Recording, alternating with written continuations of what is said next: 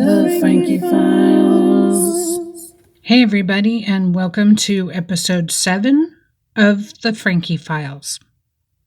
I want to touch on a super intimidating and menacing topic.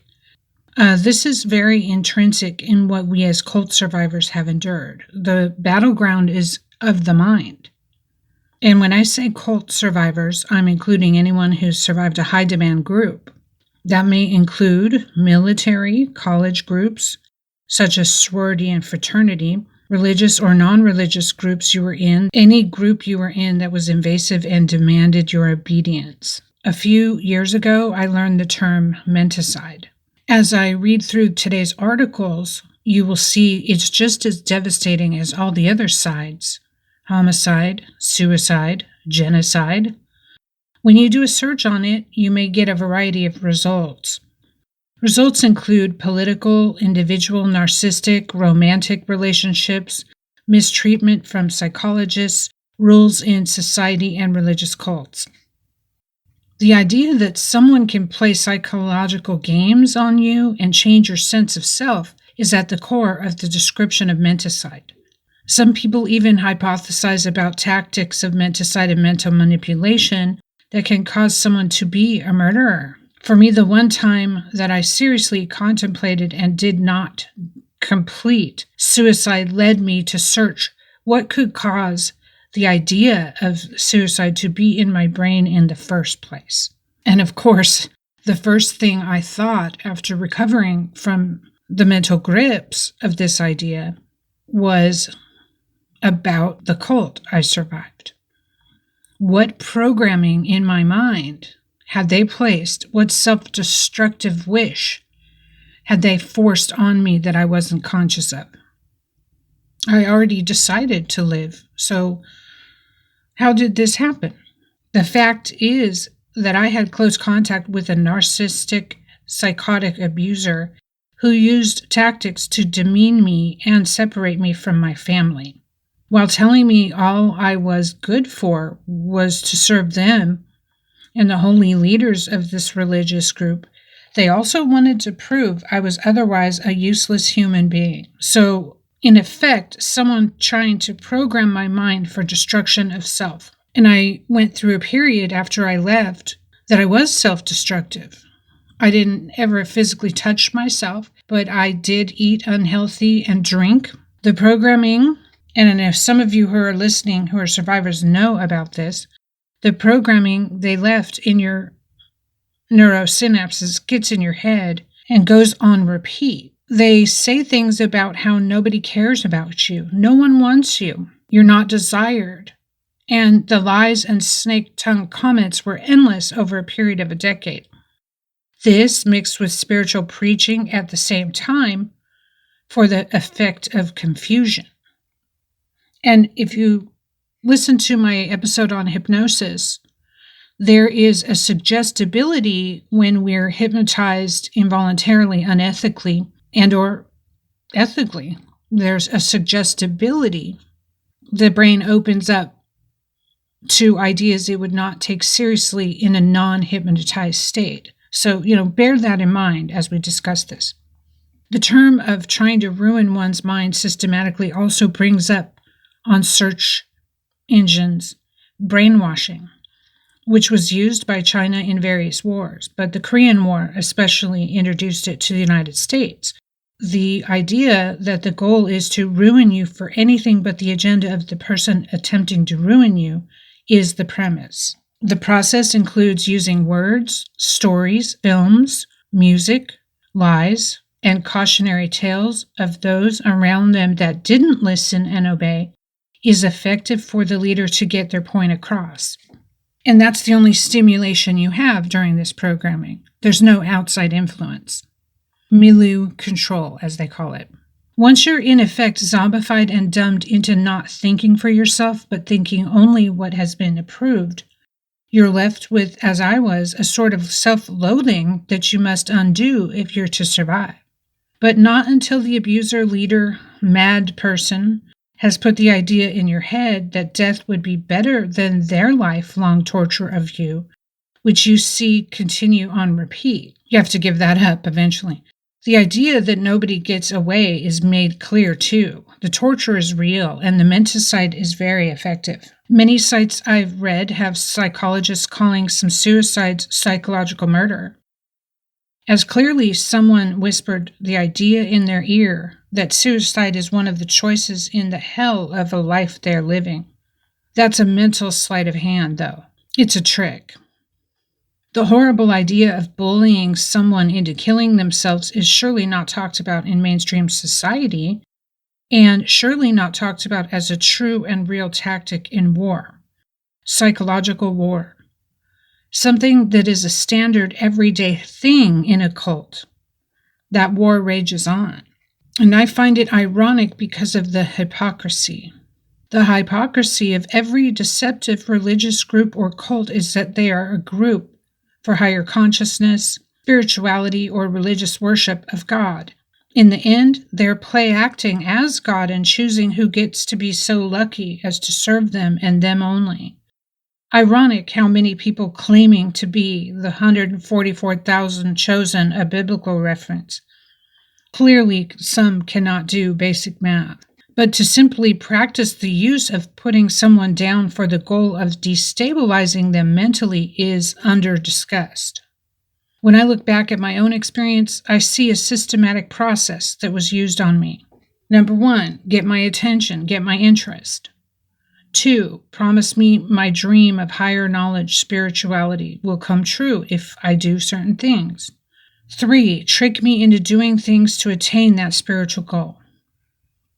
4, turn me against anyone who might question the master. 5, isolate me into a living and social situation where I'm vulnerable and dependent on the menticide master. 6, use peer pressure to get me to do things where there is resistance. 7, invade every single possible area of my life, including sexuality. 8, kick all friends and family to the curb. All. 9, bask in the glory that I am now isolated, alone, weak, and obedient. 10, vow to never let me go, monitor me after my physical departure. So, while I cannot prove in great detail that my cult had me followed and has known everything I did since I left, I know their possessiveness and sense of ownership over people. I've seen it over me. I saw people being used as pawns every day. They use them to get money, to get more members, to use for amusement, and so many other memories. I now believe that they put what is equivalent to a curse on any members who left. I've done my best to outlive it and to follow my own dreams in life during the last 20 plus years of my so-called freedom. But even in dreams and other realms, I have been bothered by my captors. I call them my captors because I was made a slave during my teen years. I can, in fact, prove that I was enslaved and take time to illustrate that in my not yet published book. That I can prove. And what they did was illegal.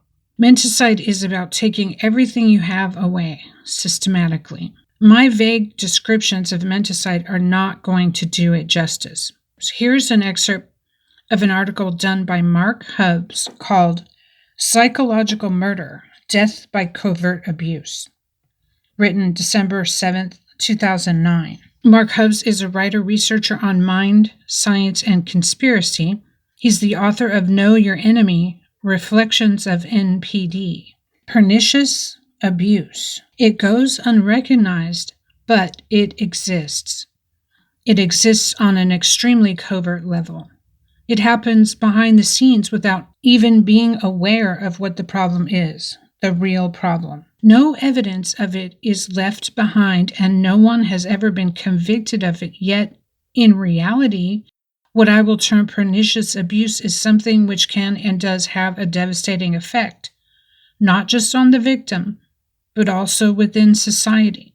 Pernicious abuse can lead a person into carrying out acts such as covert psychological murder, or perhaps even covert psychological manslaughter, something which is very real, insidious in nature, but unfortunately unrecognized and virtually unquestioned. Psychological murder can take many forms, But the type I'm really referring to is of a covertly narcissistic and or sociopathic nature. It may be too difficult for some people to be able to comprehend, but it does happen, and I've seen it happen. The Frankie Files. Narcissistic sociopathic, also known as narcopathic, abuse. Narcissist or sociopath or narcopath attempts to convince someone who has discovered their unbelievably shallow secrets gradually over time that they are crazy and proceeds to manipulate them into keeping quiet or to ultimately face their wrath. They use techniques such as crazy making, character assassination, and gaslighting in order to get their victims to question their own sanity. Yeah, so let me add here, anytime you hear they're crazy, I would just caution you as my listener to look at what is really going on in that person's life. Are they a whistleblower? Are they speaking out? Notice how convenient it is for someone to slap the label crazy on them. And most of us as cult survivors have definitely had this happen because this is a proactive way for them to make sure we shut up. Back to the article. They generally do so by ostracizing the victim while continuing to act out their part, expertly hiding their truly outrageous behavior while successfully having everyone around them fooled. Everything is done to appease those around them while their manipulative and controlling tactics take place behind the scenes. Outside of people's awareness, the victim is forced to question their own sanity because they don't realize that they are the victim, because everything done to manipulate them is done outside of their conscious awareness. The longer time goes on and the longer the victim tries to do something about it, the more severe the abuse becomes. The narcissistic sociopath has already built an army of unwitting abusers who all help to drive the victim crazy. The long-term consequences of these actions can be a devastating, soul-crushing, and reality-shattering path to be led down. Of course, there are many other types of abuse that can have just as damaging and severe long-term consequences. However, psychological forms of abuse such as gaslighting, mental rape, slander, defamation, and distortion campaigns of a person's reputation are done so covertly and expertly that they are very rarely identified early enough. And where's the psychologist when it comes to this? Where's the backup? Everyone is so quick to jump on board when you say someone's crazy. It's clearly a propaganda tactic. The abuser, when carrying out these covert tasks, is faceless and undercover. Narcopathic abuse. Victims of this type of abuse are commonly left with no resources they can use to escape the situation. The abuser has stolen their finances, their identity, has turned the victim's own family and friends against them due to the malicious web of lies and deceit that have been woven. The victim is trapped with no way out, or at least that's what they are made to believe. I guess they call this reality challenging. Although victims go through what can only be described as being dragged through hell backwards, narcissistic and sociopathic abuse via heightened communication is so difficult to pick up on the human radar of perception that the victim is usually left scratching their head wondering, is it me? They've been made to believe that they are the problem. Such abusers are so shallow that they may cheat on their partner on significant occasions such as Valentine's Day or while they're away at a funeral, at times when the victim will least expect it. Not only that, they will do it with the person the victim suspects the least, time and time again. In many cases, the victim may turn to drugs or alcohol as a means of escape. The stress they are forced to endure can be so severe that if they don't find some kind of release in order to feel a sense of escape, they continue to build up with overwhelming tension, anxiety, emotional suffering, and may develop an overactive mind which can literally drive them crazy. Post-traumatic stress disorder can soon follow. That's not to say that the drugs will either prevent it from happening or even slow the process down. They won't. They will only exacerbate the situation in the long run. Psychological murder. The abuser never quits abusing, and the victim's self-esteem gets worn down to the core until they go through a process of devaluation, dehumanization, and disassociation. The victim has been made to feel that they are nothing in this world. They now have nothing, they now have no meaning, and nowhere to go, and nobody wants them anymore except for the narcissistic sociopathic abuser who can now use the victim as their emotional, mental slave. The narcopath is now their god. Can I get an amen for anyone who's experienced this? It's brutal, and we survived, so we're amazing, right? Back to the article. The process is so subliminal and it happens so gradually that it could take place over the course of 10 or 20 or even 30 years or more. The victim knows that even if they did escape the situation, the abuser would probably continue to ruin the rest of their life or future relationships anyway, and in many cases after the partner has left, the abuser continues to drive them crazy, often referred to as soul murder. Eventually, the victim may be left feeling suicidal, but fear that others would see it as a selfish act. Interjection: never give in to suicide. If you are feeling suicidal, call the National Suicide Hotline now, searchable online. They're there. I've called them before, and you need to use whatever resource you can find. Additionally, they don't want others to be left picking up the pieces they left behind because they do feel real, true, genuine empathy. For this reason, many victims believe they have no choice but to continue suffering the abuse and may feel that the damage is already done. Some victims may ultimately decide to continue to pump as much alcohol or drugs into their system as they can. This way, they can use it not only as a form of escapism, but also to slowly kill themselves so that they can reach the point that they have to suffer the abuse no longer. Others may not turn to substance abuse, but may end up suffering fatal medical issues as a result of the abuse alone, which may potentially lead to death, a result of pernicious abuse. Some victims may have given up on their hopes of escape and may have just accepted things the way they are, conditioned into codependence. But unless they are an inverted narcissist, then the stress will eventually take its toll.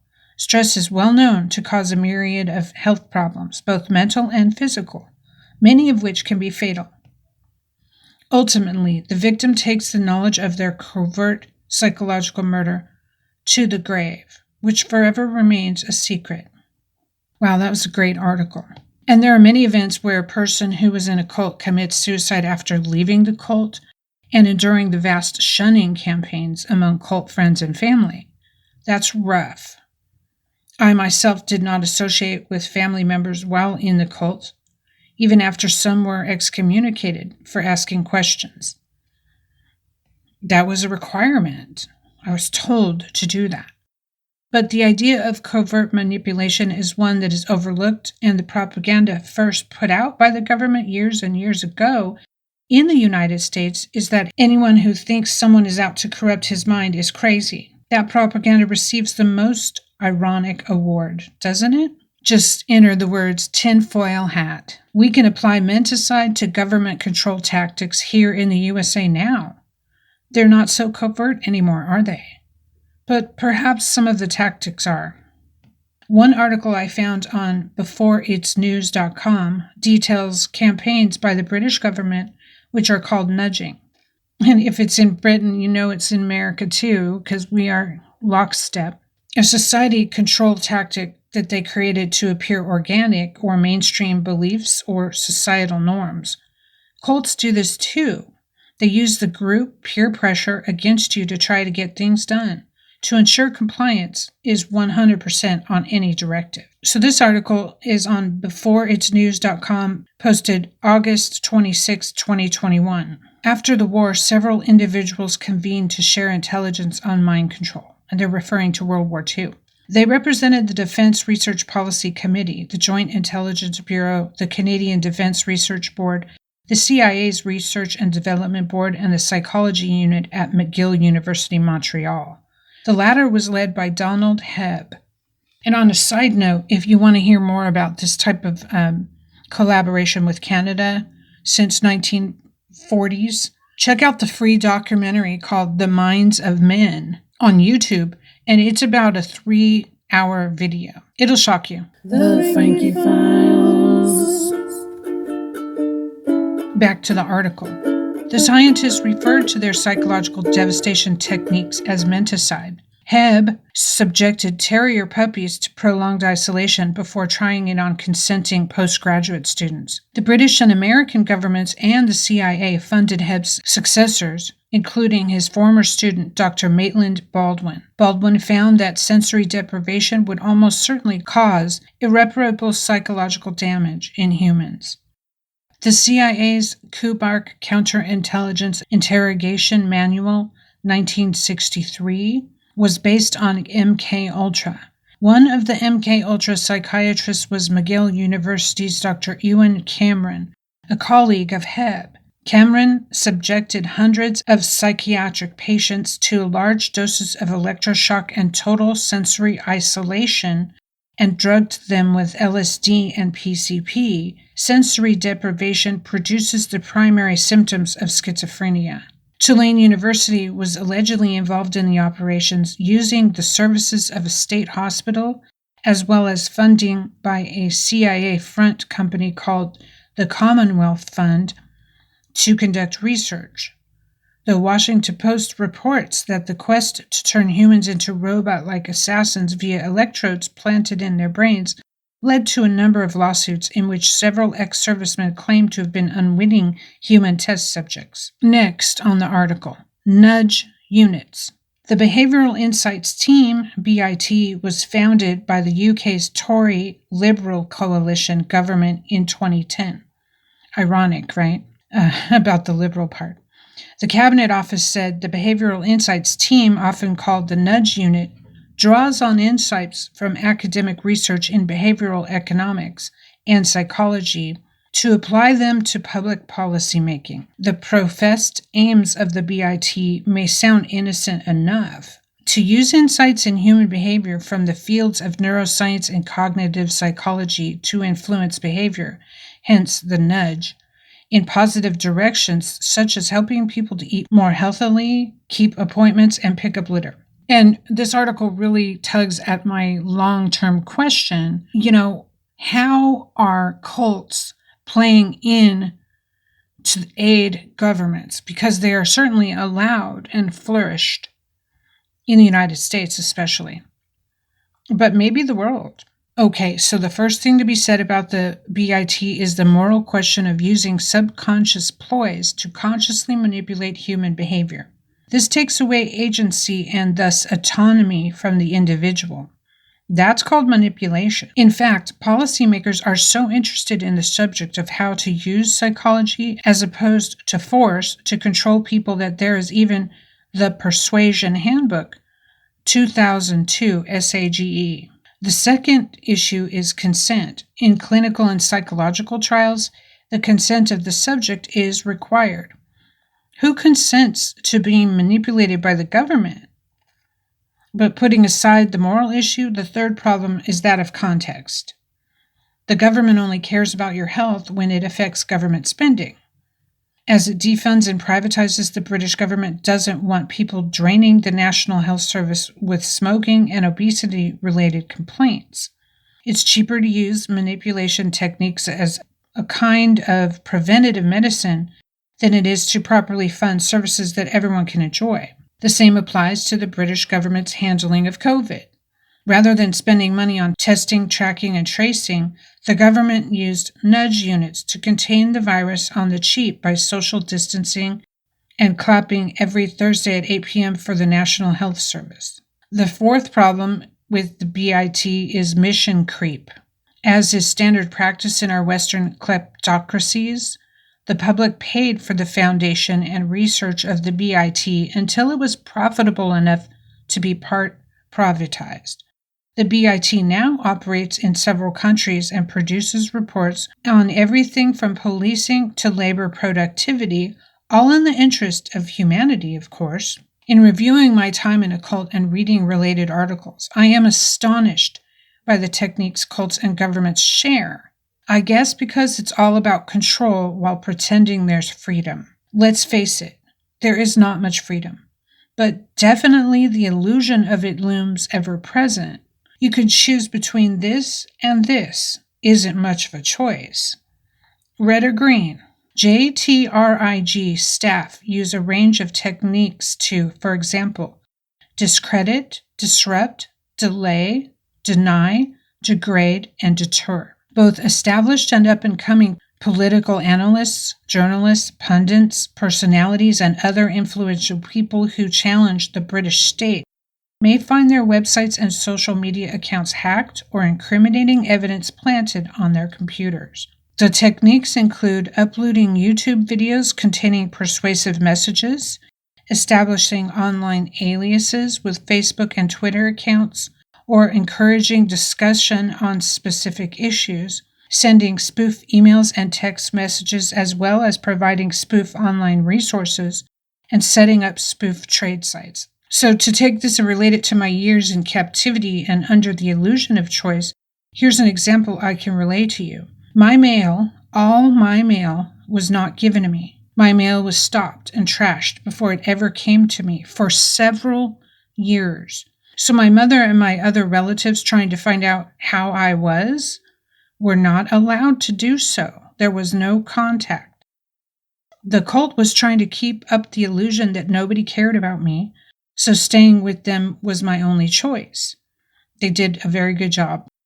In the end, I had to leave alone, but eventually found that my relatives did care and want to know my whereabouts and help me if needed, so the propaganda was proven to be a lie. That matters in the undoing of things. Finding that the things used to menticide me were lies helps a lot. So the abusers were liars. You then can't help but think, if they lied about that, what else did they lie about? Now I'm going to another article about menticide by Denise Wynn, 1950. The Manipulated Mind, Brainwashing, Conditioning, and Indoctrination. The term brainwashing made its debut in 1950. It cited that of 7,190 U.S. prisoners held in China, 70% were swayed by communist propaganda to make confessions or sign petitions calling for the end of the war, though few remained communist after the war and repatriation. Just Mirlu calls it political conditioning and claims political conditioning should not be confused with training, persuasion, or even indoctrination. It is more than that. It's taming. It is taking possession of both the simplest and the most complicated nervous patterns of man. The totalitarian wants first the required response from the nerve cells, then control of the individual, and finally control of the masses. From Mental Seduction and Menticide. The next excerpt describes so personally and quite detailed the process an abuser acts out during menticide. It is truly perfect piece of writing. Let me read it to you. This blog post is by Thorsten J. Patberg for the Saker blog, Saker, October 3rd, 2021. He says, granted, brainwashing can only ever work, just like most physical abuse ever works, if it remains undetected and unreported, and when the victim is completely isolated and absolutely dependent on his tormentor, for example, the child to a single mother or the housemaker to a wife-beater. The victim cannot leave the cult or the dysfunctional household where his abusers control their victim's every aspect of life, to deprive him of sleep, money, friends, and outside information. Amen. How'd that happen? The cult leader systematically attacks the victim's ego or self, metaphorically beating it to a pulp. If the victim is a man, he is not a man. If he has a job, his job is not good enough. And if he has no job, he's a bum or a loser. Children who haven't developed their own identity yet are probably getting emotionally damaged for life. Their abusive mothers or the cult leader tell them they are unlovable and a burden to everyone. Their abusive fathers tell them they are fags and pussies. It doesn't matter that none of it's true. The bird is killed by the bullets. Don't say that bullets just flew. No creature can survive such barrages of attacks for weeks, months, and years. Soon the psyche will doubt itself. This is reality. I should never have been born. They will forever feel emasculated, anxious, insecure. The victims change mentally and physically. They hunch over. They pull their hair. They avoid eye contact. They develop tics and abnormal behavior, and their voices become soft and high-pitched.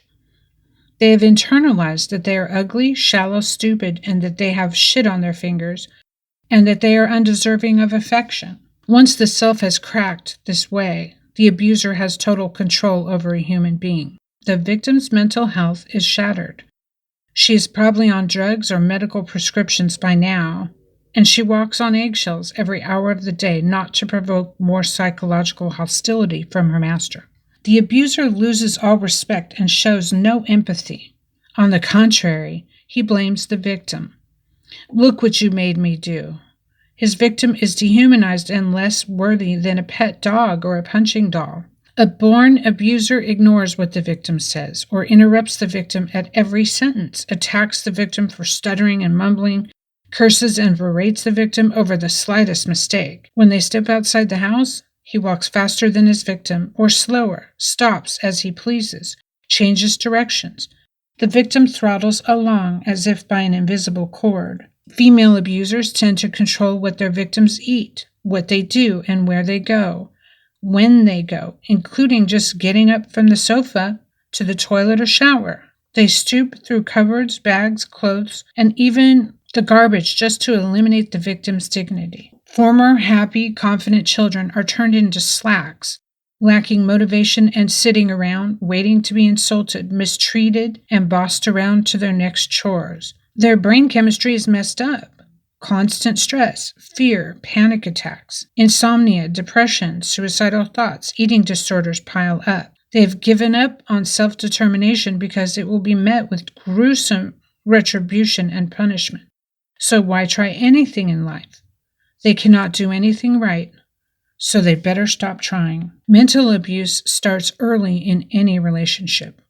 The signs are everywhere, and if you miss those signs or ignore them, it will be at your own peril. Whether it is an abusive household or it's an abusive cult, the victim appears worm-like, soulless, and schizoid. And just when you thought they couldn't possibly shrink anymore, they start to become invisible. The author is a German writer and cultural critic. And again, the name, Thorsten J. Patberg.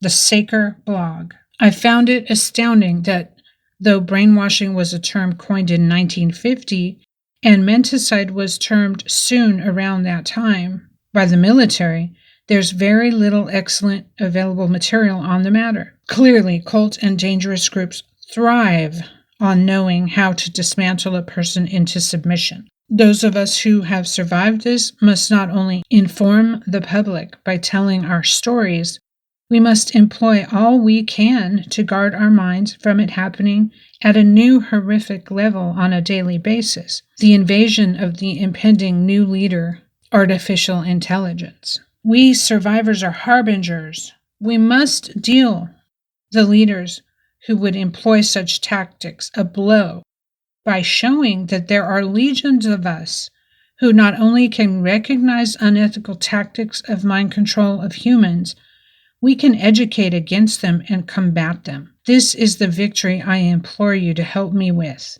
one day at a time.